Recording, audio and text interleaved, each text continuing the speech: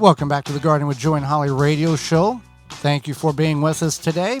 You've got a question and answer time. You can certainly get that sent over to us at gardentalkradio@gmail.com. That's gardentalkradio@gmail.com. Or if you'd like to speak with us directly, you can jam your fingers in the phone and give us a call at 1-800-927-SHOW. That's 1-800-927-7469. Let's go to the hotline. Dale, listening to us on WNAX 570 out of Yankton, South Dakota, has a question about tomatoes. Yeah, this is Dale.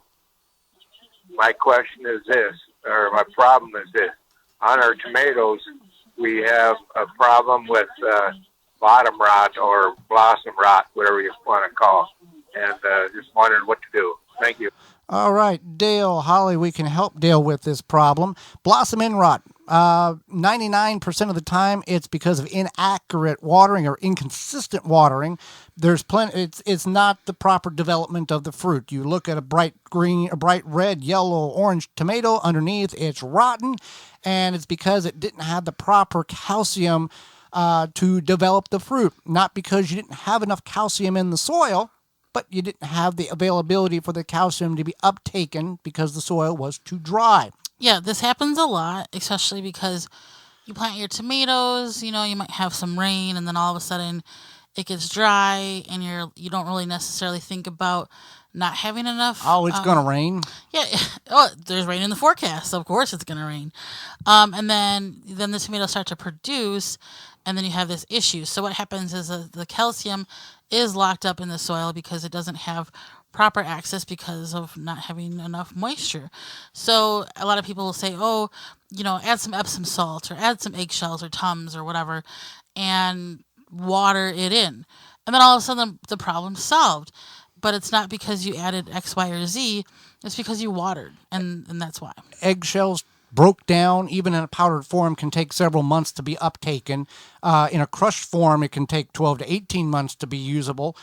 Tums, as some people put that at the time of planting, just water consistently. If you see the fruit on your plant currently that has blackened spots, even in the unripened stage, take them off the plant so the plant's not putting energy into a fruit, the tomato, that is going to be rotten on the bottom. So it can fix, when you water it, it will most likely fix the next grouping of fruit that will be developed on the plant. Right. So that's the solution there. All right, let's go to Dawn, who's listening to us on Joy, 1340 AM and 98.7 FM in Milwaukee, Wisconsin. My name is Dawn. I would like to know how to get rid of wild violets in my lawn. Thank you. Okay. Well, we got a couple of different solutions for you, Dawn. Easy and hard and organic and not organic. So we're going to touch all gamuts here. Okay. So you can dig them up. That's one solution. That's the organic solution.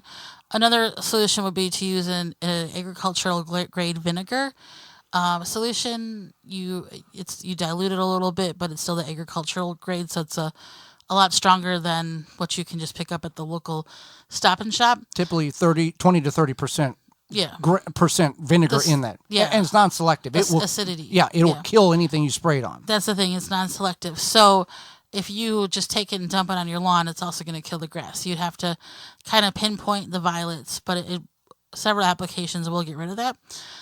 You can also the non-organic solution would be to use a selective weed and feed that kills broadleaf plants, but keeps the grass. Yeah, that would typically have the 2,4-D ingredient in it. That's what we used on the farm to kill thistles in the pasture, but not affect the grasses. So there's some options for you. All right, we got another phone call here. Let's go to Ilona, listening to us on WAAM 1600 AM and 92.7 FM out of Ann Arbor, Michigan. Because of the rain that we've had, but all of my new young plants have always been nipped off and eaten, and I see now in the evening I'm out, there's roly-polies all over them eating them. So what do I do for the roly-poly? And I bet you any money that's what's eating all my young sunflowers too. Okay.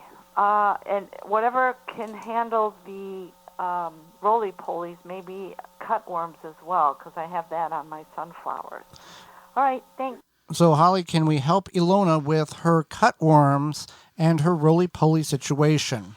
Yep. So you can use Diatomaceous Earth. Okay.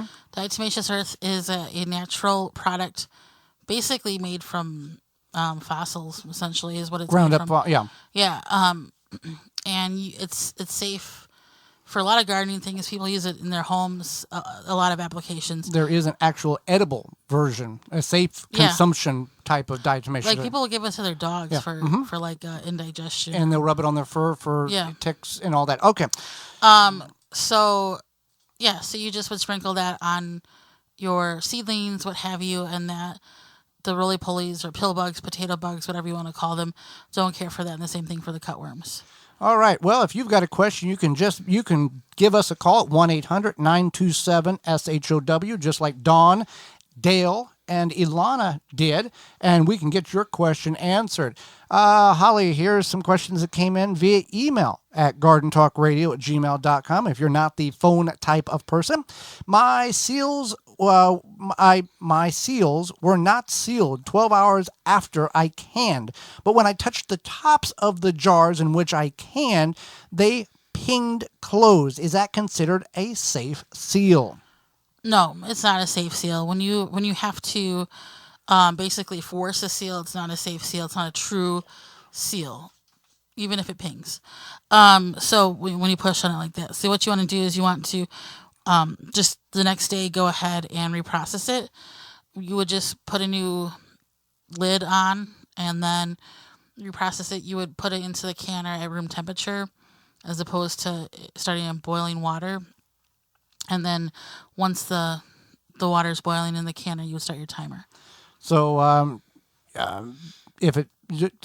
first of all, you shouldn't touch you shouldn't touch the lids at all until the jar is completely cooled, typically 24 hours. And then it's 8 hours. 8 hours, fine. okay. But you want to make sure that you're not touching the lids. Okay, next question. Is there a difference taste between pole beans and bush beans? And the answer is no. Both taste the same. They both are different because of the versatility. One's a bush, one's a pole.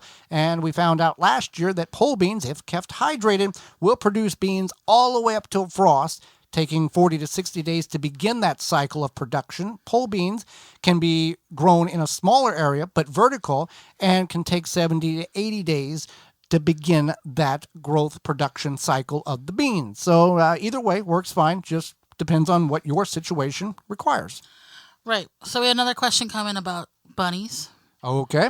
I found the cutest bunnies. They're taking up space in my garden, though, and they're destroying my hostas.